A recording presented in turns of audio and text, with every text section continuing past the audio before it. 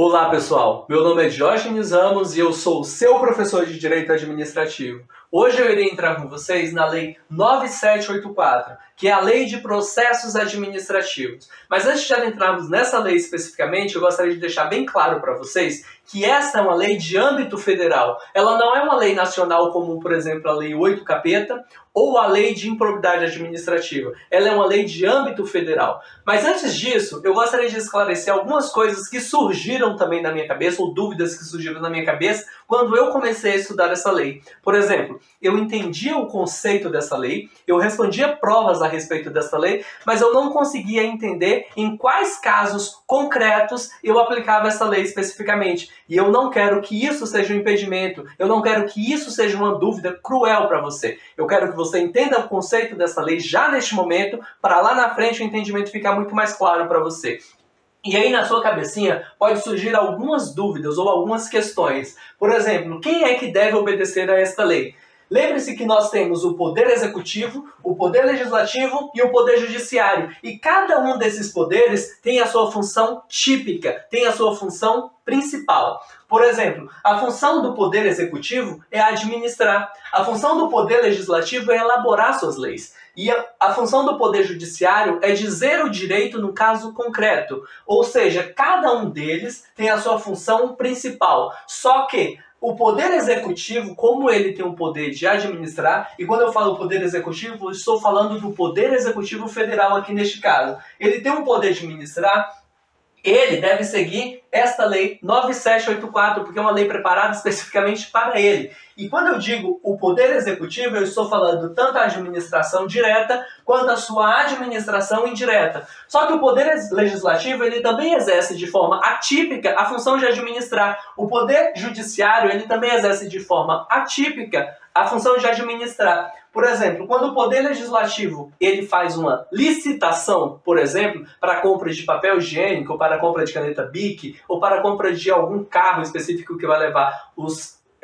deputados para uma certa reunião especificamente, ele está agindo na função de administrar. E se ele estiver agindo na função de administrar, ele tem a obrigação de seguir a Lei 9784. O Poder Judiciário, por exemplo, um juiz, quando ele libera que um funcionário seu ou um servidor seu tire férias, ele não está agindo na sua função principal, que é dizer o direito. Ele está agindo na sua função atípica. E quando ele age na função atípica, ele está administrando. Se ele está administrando, ele deve seguir a Lei 9784. E aí pode surgir outra dúvida na sua cabeça. Os estados, o Distrito Federal e os municípios, eles estão obrigados a seguir a Lei 9784? Não, eles não estão obrigados. Eles têm leis próprias de processos administrativos, só que, por exemplo, pense aqui é a Lei 9784 e aqui é o Estado, o Distrito Federal e o município. Eles podem seguir subsidiariamente como um reforço esta lei, porque é uma lei muito bem elaborada, até melhor elaborada do que muitos estatutos que tem por aí. Então, eles subsidiariamente podem seguir a Lei 9784, mas lembre-se que nem os estados, nem o Distrito Federal e nem o município, eles têm obrigação de seguir esta lei, porque é uma lei de âmbito federal. Ela não é uma lei nacional, como, por exemplo, a 8 Capeta, que eles têm obrigação de respeitar e seguir. E aí pode surgir outra dúvida na sua cabeça. Esta lei é a mesma coisa que o processo administrativo disciplinar, e eu vou esclarecer para você neste momento que essa era uma das minhas dúvidas mais cruéis. Não é a mesma coisa. Por exemplo, esta lei 8.112, ela subdivide o processo administrativo em PAD sumário, PAD ordinário e sindicância. Então pense assim, para ficar mais claro o entendimento para você. Pense em um balaio, onde a Lei 9784 seja o balaio e todos os outros processos que for entrando nela, isso se tratando de processos federais, tá? Ela deve respeitar, as pessoas têm que respeitar. Por exemplo, quando a Lei 8.112 ela abre um PAD para punir um funcionário, ela está agindo na sua função de processo administrativo.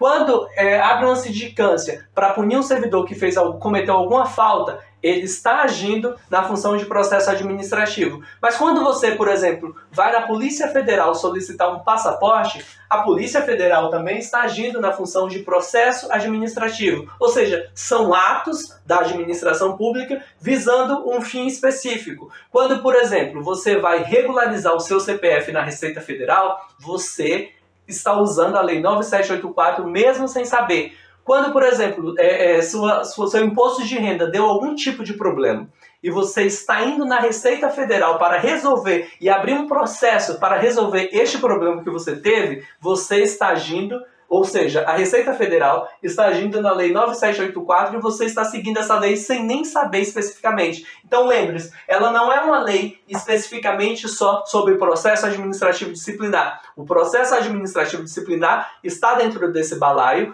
Se você vai solicitar um CPF, está dentro desse balaio. Se você vai solicitar um passaporte, está dentro desse balaio. Então é um balaio, ou seja, é uma lei de âmbito geral, dispondo sobre noções básicas do processo administrativo. E aí pode surgir uma outra dúvida na sua cabeça também. Eu preciso pagar para entrar com um processo administrativo? E a minha resposta para você é não também. Para você entrar com um processo administrativo, ele é gratuito, ele é informal e ele segue o princípio da oficialidade. Mas o que vem a ser cada um desses? Por exemplo, quando você entra com um processo no judiciário, por exemplo, você paga. Esse processo é oneroso, você precisa pagar para você ter o seu direito resguardado naquele momento. Quando você entra no processo judiciário, você precisa de um advogado para dizer tecnicamente como que funciona cada passo daquele processo.